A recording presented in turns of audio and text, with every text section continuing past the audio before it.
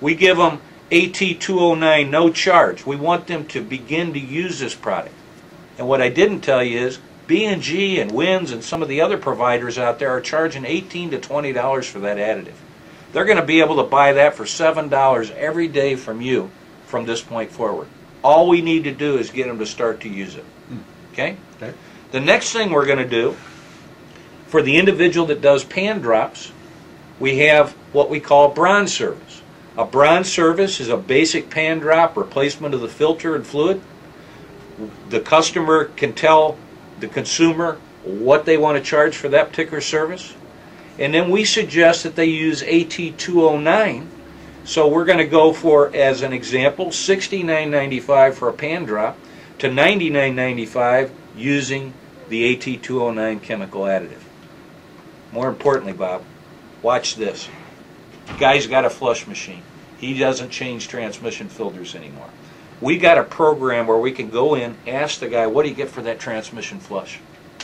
He tells us he gets $99.95 for it. Okay? We're going to suggest he keeps charging $99.95 for it, but we're going to suggest that he offer a silver service, a choice, using the AT209 chemical. Keep in mind, if he's paying $18 to $20 from a competitor for that fluid, he's really not getting $99.95 for that service. In our case, we're suggesting they charge for it.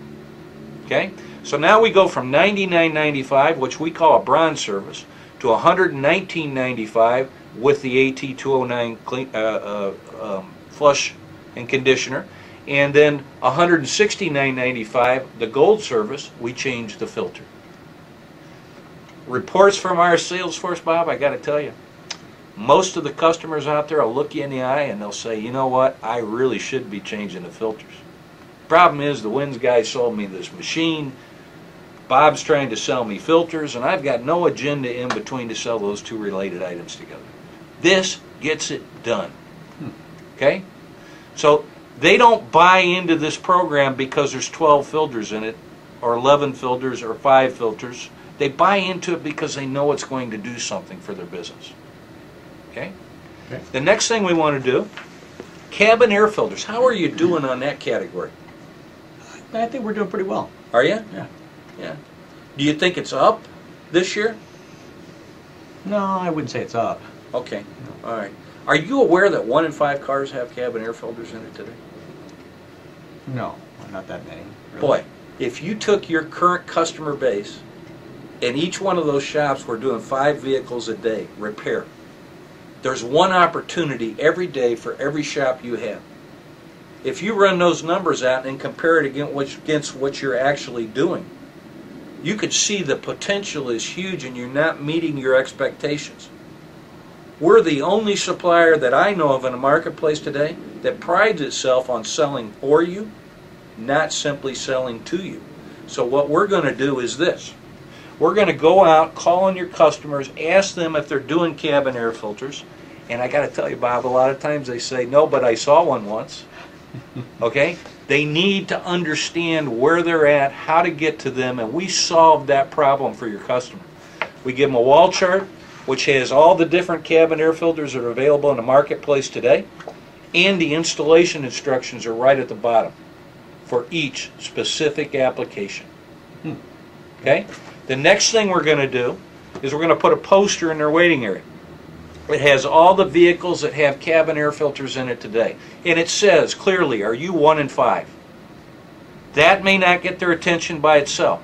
So then what we do is we offer a display which has the ability to put a dirty filter in front of a clean filter. And if they have that service provided while they're there, there are some incentives to get them to have it done while they're in that shop. Okay? Okay. Next thing we have is a little kit that has all the little clips and screws that they lose or break in the process of changing cabin air filters. So what we do in a lot of cases, we'll run a promotion with our marketing kit along with that convenience assortment. Are you familiar with our cleaning coat product? Yeah. You are. You're familiar with that. Okay, well, I don't want to bore you with that then. Zeotrap, are you familiar with that? No. Okay. If you have an odor in the vehicle, that in a lot of cases can be caused by somebody that smokes, or can be caused by some spill that happened in a vehicle. and a lot of times customers will mask it by spraying Lysol or whatever it may be in the vehicle. You need to eliminate the source, and Zeotrap is a product that is mined out of volcanoes, believe it or not. It absorbs odors, it absorbs moisture. You take a bag of this, you throw it under the seat in a car that's been heavily smoked in, and after 3 or 4 days that odor is gone. Okay? You could throw this on your shelf, Bob, but if you didn't go out and talk about it, you probably would have to wait a while to see sales grow. That's what we do for you. Okay? Okay. Reseal, are you familiar with that? No. Okay. Reseal is a product that we offer at ATP. It's our #1 selling part number. I was in one of your stores the other day and I noticed that you got like 8 different products in front of your stores that claim to stop leaks in engines, transmissions, power steering pumps. Heck, I even think I saw one for a hydraulic jack. We got a lot of those stop leaks. Okay, yeah. And they all basically are the same petroleum distillate that does swell rubber, it does stop leaks, but the problem is if you leave it in the system for an extended period of time, it continues to attack that rubber and the problem comes back. AT205 can be used in any hydraulic system with the exception of brakes. It goes to the seal, it swells it back to its original ODID shape, and after 5 hours of operating in the system, it dissipates. We sell that in 5-gallon pails in municipalities, and we sell it in spray form as well. Spray form? Yeah. You got an undercarriage on a car, bushings, A-frame bushings are making noise, you spray it on there, it softens the rubber and the noise goes away. Okay? Oh. Are you familiar with our cooler flush? Yep. Yeah, you are. Assembly lube? Yep. Yeah, you're familiar with that too? Okay, we have that available. Limited slip? Yeah, that's the smelly stuff. Yeah, you're familiar with that too? Mm-hmm. Yeah. Ours doesn't smell as bad though. Well, that's good. That's a good thing, you know? It is. Are you familiar with our power steering supplement? No. Now, Ford power steering pumps from 97 up, when you turn that steering wheel, they kind of whine, they make a noise. Mm-hmm. You put this stuff in there, the noise goes away. Also, you find today that you got to carry some specific late model import applications for power steering fluids like Honda and Toyota. Yeah. This is a supplement that can be used to replace that. Oh. Okay? Okay. Solenoids, are you familiar with those? A little bit. Okay. You've got some scattered around in your ignition line. Right now you sell it when a customer needs one, calls you on the phone and you happen to have it. We have a wide coverage in this category and we're growing it as we speak. You know, I don't know if you remember, we used to sell a lot of modulators in our business. These are really the modulators of the 2000s. We want to go out and make your customers aware that you have those available. And again, it's a growing category. Okay. Okay? Are you familiar with these inline filters? No. You're not. Okay. They are filters that can be used in an auxiliary unit on a vehicle. You got a heavy-duty ceramic magnet, 30 micron paper filter. It traps both types of materials before it contaminates the system. It's full flow. It can't be stopped up. It's got a bypass valve in it. We got one for transmission applications, and we have one for rack and pinion, and also for Allison transmissions. Okay. Okay. You familiar with this? No. It's our external seal assortment. All little nuisance seals on the outside of the transmission. Then in most cases, if a guy didn't have the parts on the shelf, wouldn't even think about selling that service. Those are available in set form, part number, application, refill quantity, and list price. Okay? Flywheel and torque converter bolts. Do you carry those now? I don't even know. You know, I didn't ask you earlier. You've got flywheels, flex plates in stock?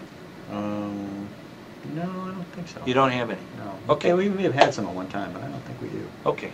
What's kind of cool here is that anyone that's ASE certified is trained that when you change the flywheels, you need to replace the bolts. When you look those flex plates up in our line, right next to the flywheel or flex plate itself are the bolts that they need for that application. Those are available in set form as well. Okay. Okay. Transmission rebuild kits. I'm not going to bore you with that because you said earlier you weren't sure if you had any individuals in your marketing area that did that type of work. Yeah, I don't know that I do. Okay. But when we go out there and make those calls, certainly if we source those guys out, find out who they are, we have kits available for the type of work that they do.